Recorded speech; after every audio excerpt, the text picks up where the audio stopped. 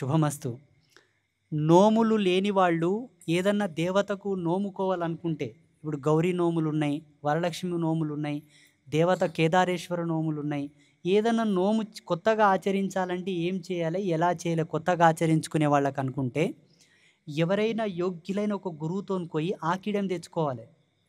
ఆకిడం అంటే కొబ్బరి కుడక, 2 వక్కలు, 2 తమలపాకులు, 2 ఖర్జూరాలు ఆయన చేతికిచ్చి, గురుదేవా మేము కొత్తగా నోము చేసుకోవాలనుకుంటున్నాం. మీరు అనుజ్ఞ ఇవ్వండి, ఆజ్ఞ ఇవ్వండి అని.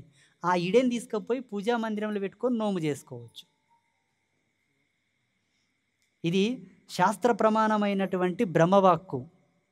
ఇకపోతే లేదు మీకు సంబంధీకులకు ఎవరికైనా నోములు ఉన్నాయనుకోండి, వాళ్ళ ఇంటికెళ్ళి వాళ్ళకి చెప్పి, వాళ్ళకి అడిగి, వాళ్ళతోటి ఒక రూపాయి చిక్కనో, ఒక నేను చెప్పినట్టు కుడుకనో ఏదో తీసుకొని వచ్చి కూడా నోము చేసుకోవచ్చు. కాకపోతే ఏమైందంటే వాళ్ళు అనుమానం పడతారు. అనుమానం పడతారు.